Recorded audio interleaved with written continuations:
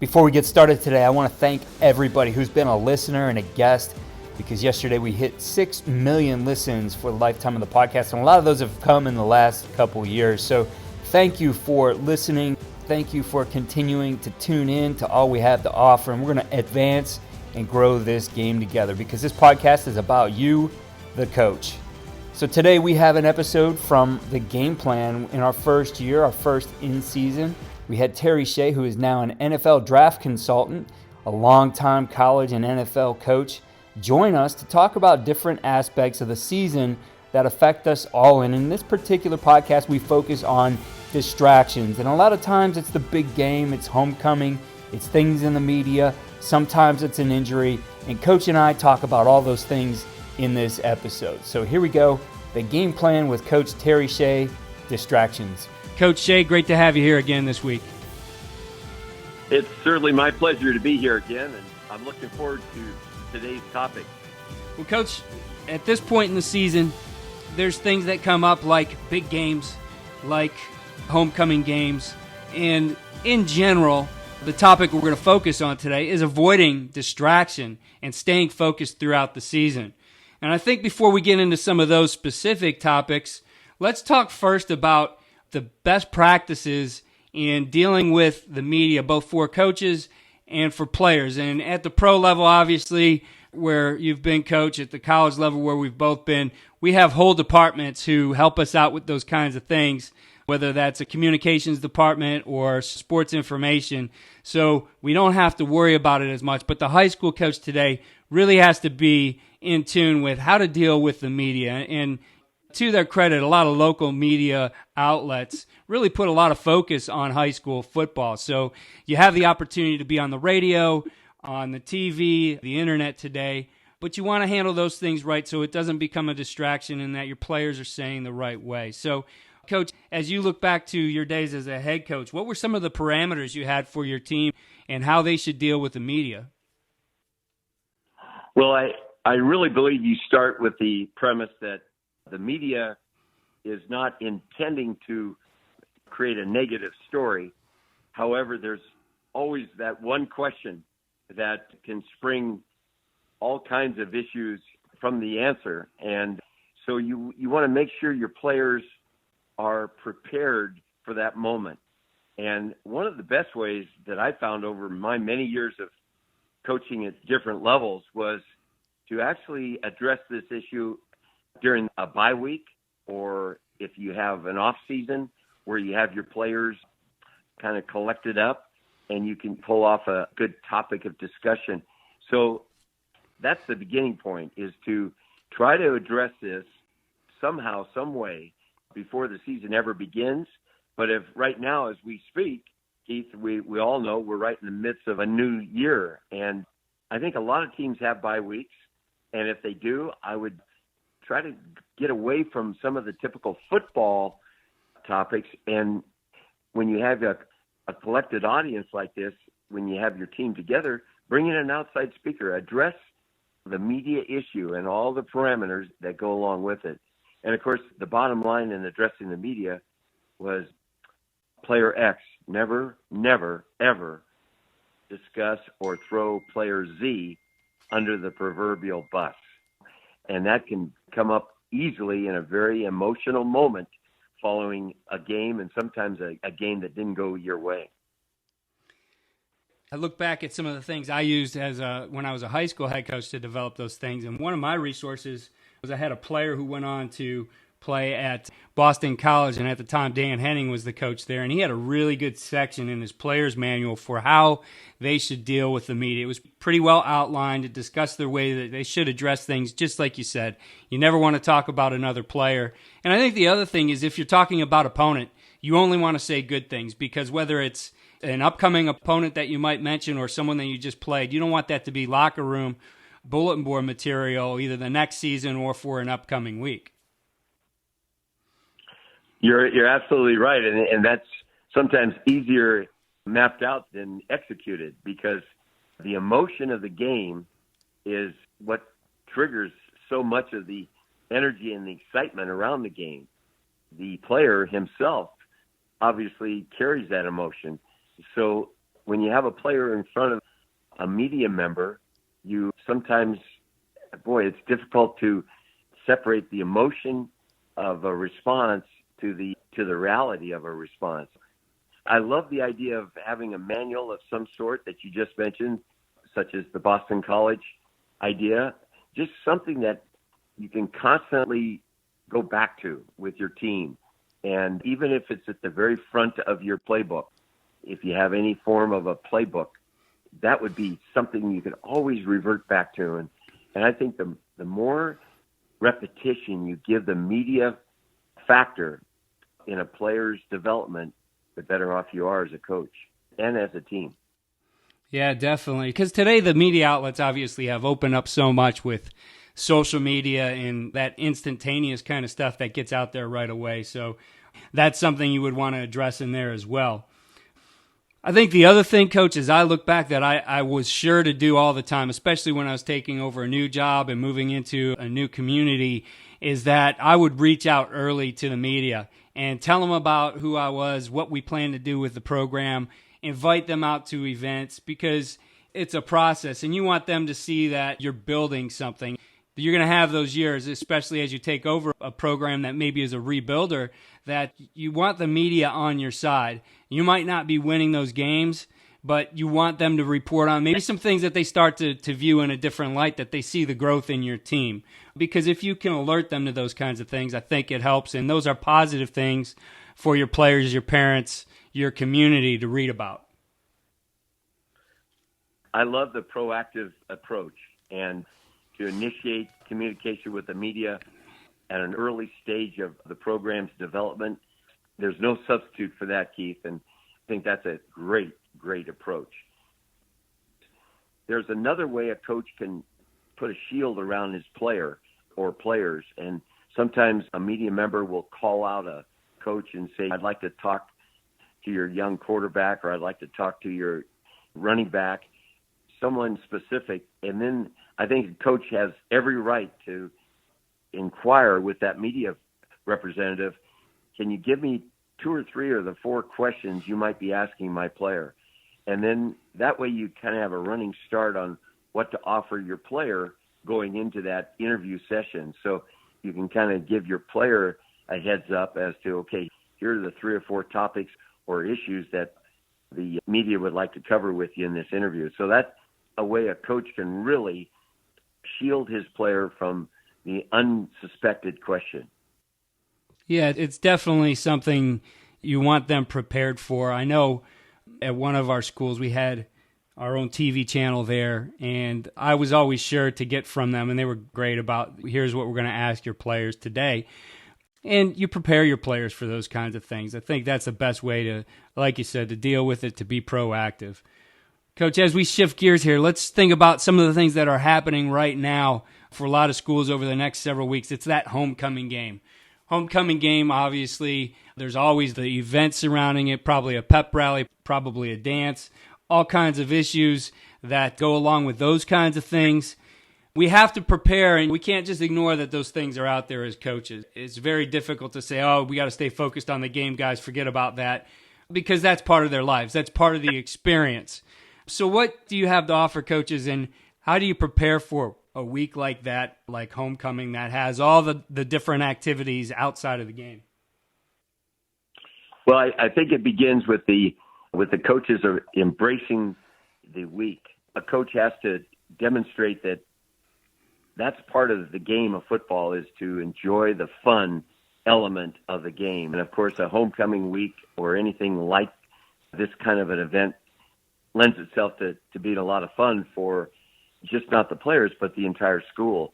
And I think a coach really, in his own way, can demonstrate in embracing an event like this, tends to relax the environment of which the player exists. And I think if a player is a little bit more relaxed during a big distraction week, like a homecoming event, I think he's going to find himself making better decisions, making the right decisions, and it'll lead to better preparation for the game itself. You know, a lot of these players, when it comes to that homecoming week, they're as concerned as to who they're going to take to the dance as they are, what do I do on 25X in Y cross. So you've got to understand that as coaches, and you address it accordingly. And I would certainly take one day at a time during that course of that week and somehow bring the homecoming event to the forefront and talk about it once every day. You don't have to spend a lot of time on it. And I think it's a great opportunity to bring in a former player who went through a homecoming event right there on that campus and let him speak to the players maybe right after a practice and give that speaker a theme. Tell them, here's what I'd like to see you touch on when you talk to our players tonight. So there's a lot of ways to carve out the right way to do it, and then by embracing it is very, very important. I agree 100%. And I think, and again, looking back to my days as a head coach at the high school level, putting those things in the itinerary for your players at the beginning of the week and addressing it that, hey, on this day, we're going to have a pep rally. On this day is the dance. And I always like to use humor a little bit, too, at the beginning. So to get them to talk about it a little bit, they are quick to jab each other a little bit about who they're taking, whatever, and give them the time to have that release as a team. And like you said, relax everything around what can become very tense if you try to avoid and stay focused on the game. Don't make them feel like they're doing the team a disservice, because they're also taking care of all the other things that go along with a very memorable experience for them in their career. Oh, certainly.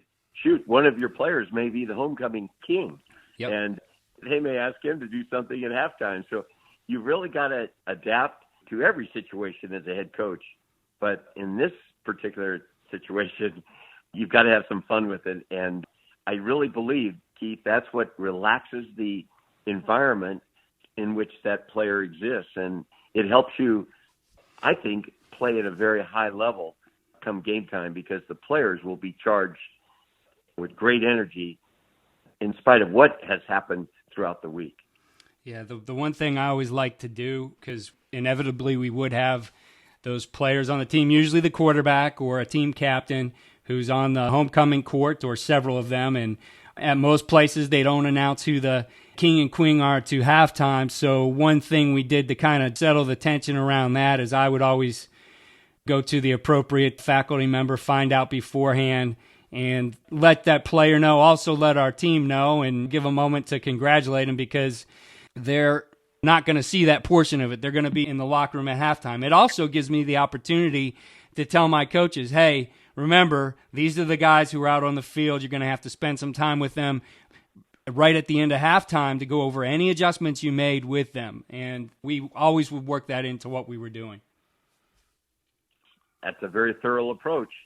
And if you have any doubt when you deal with these kind of distractions, a lot of times coaches don't understand their best resources are certain members of the faculty that may have a hidden talent, may have a background in journalism, may have a background in public relations, may have a background in psychology as it pertains to relationships. Boy, tap into those kind of people and see if they can assist you during a week such as homecoming. Absolutely. I really like that idea of bringing in some of the players from the past, bringing in somebody who can be of assistance with those things, give it a different perspective. And I think that game starts to not be as anxiety-filled for them. You want it to be as much as possible like a regular game, noting that there's a lot of festivities around it. The other thing, Coach, in speaking of types of games like that, that can be a potential distraction is the big game. And again, treating a game like that, that maybe it takes on a life of its own, that, again, you want to embrace the opportunity. You want players to be excited about it, but at the same time, you need them to perform at a very high level like they do when there aren't those outside distractions involved with a game like that. Oh, I think that's one of the more exciting aspects of a schedule when you look at your schedule from year to year and you see, okay, here's where our arch rival comes into play. And I think that's the energy and the pomp and the excitement of football is the traditional big game that every school has on their schedule. I remember coaching at Stanford University, and our big game was against the California Golden Bears. And the winner of that game won the axe. That was the symbol of victory. But I know I took my Stanford players each night. Now, in college, you have a little bit more time with your players, but I would take them into a meeting room after practice, and I think it was right after they showered up before they went to dinner, and I'd have a guest speaker come in each night. It wasn't a guest speaker on Friday, because I think as a coach, when you're the night before the game, you'd like to be the voice that your players hear. But on a Tuesday, Wednesday, and Thursday, I brought in 3 former players or alumni that had something to do with the big game, and they each had a topic that I would ask them to hit on. And so you not only embrace the game itself, Keith, but you embrace the history of the game. And in a way, that's an educational tool that you can't pass up with young high school players. It really is a great opportunity. And you think about your school and traditions and that rivalry, you want to embrace it because it becomes part of your culture. I mean, you could look at some of those big rivalries across the country.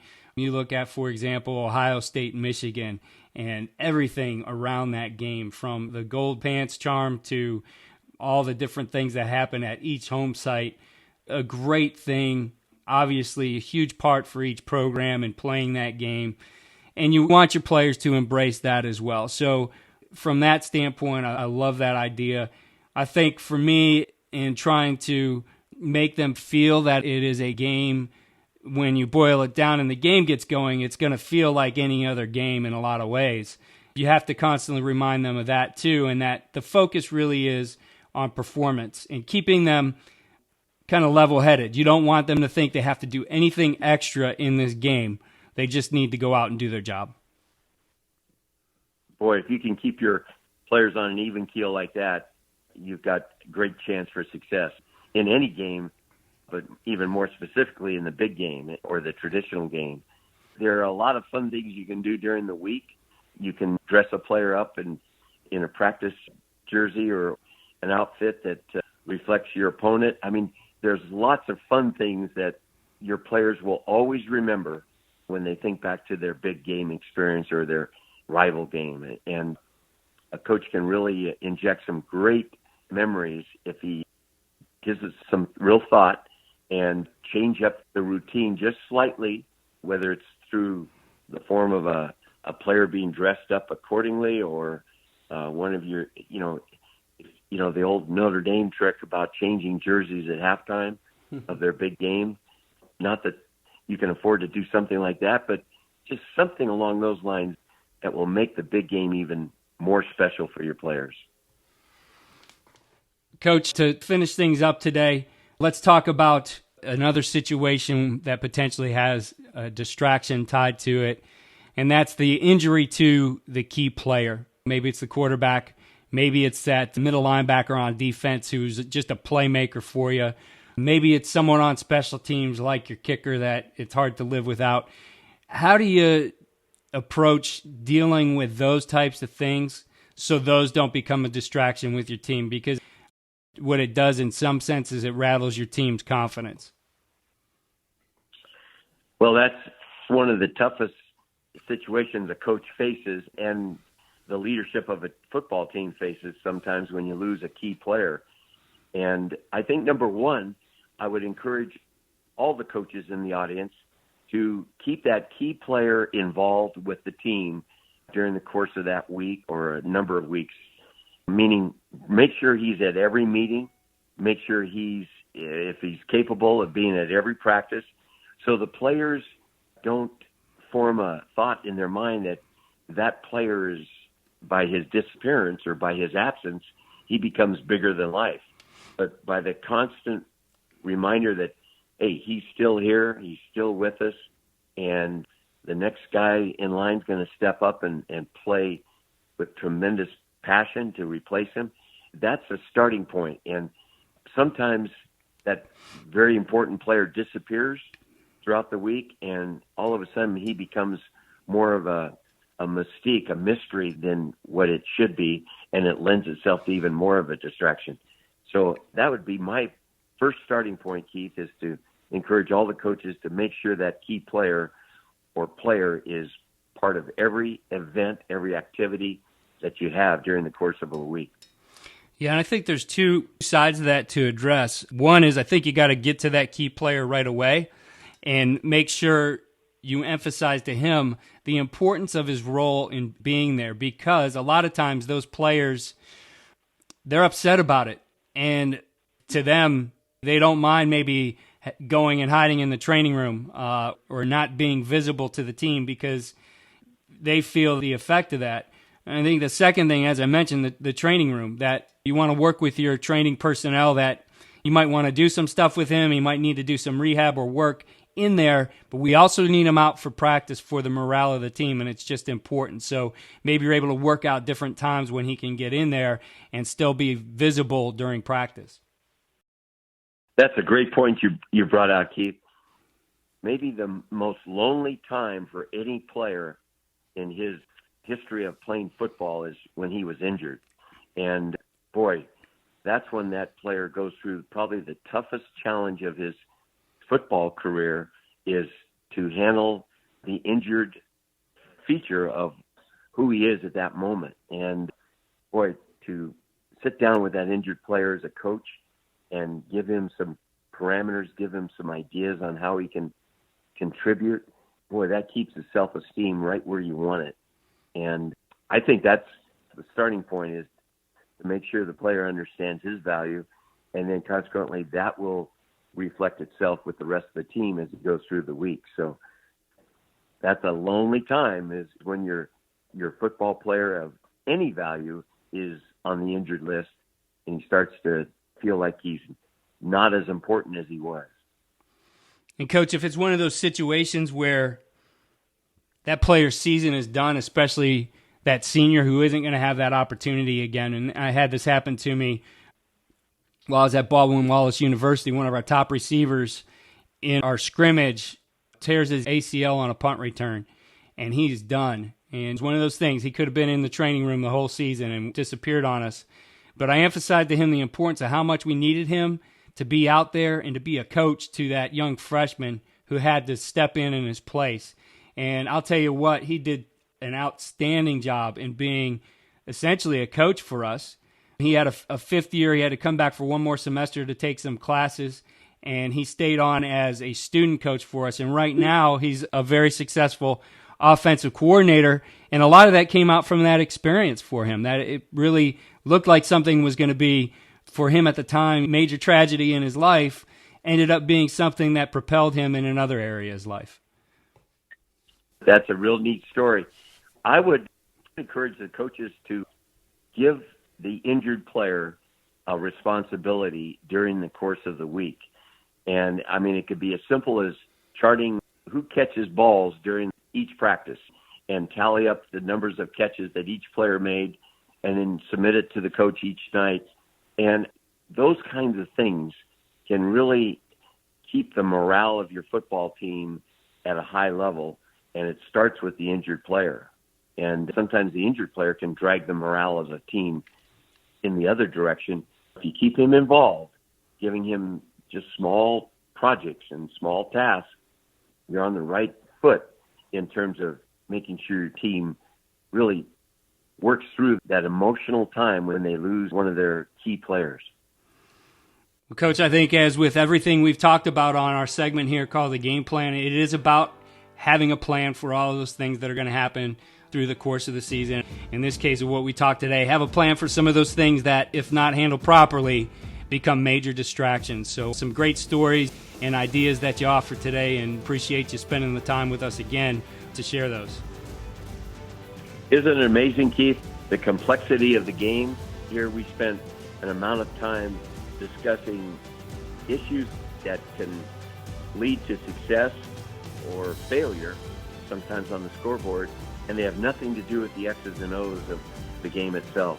So that's the beauty of this game that we're all involved with. Absolutely, Coach. Well, I look forward to our topic next week. We're going to get back to some X and O in a little bit, and we're going to talk about trick plays and some ideas for how you incorporate those into your offense and maybe special teams as well. Looking forward to it. I remember that one of the better trick plays was the Cal Stanford game when the band came on the field, and that was certainly a trick play of the ages. So absolutely, I'll look forward to it. That'll be fun. All right, Coach. Thanks again. Thank you again for 6 million listens. Keep tuning in to all we're doing this season. Follow me on Twitter at Coach K. Grabowski. Follow all we're doing at coachandcoordinator.com.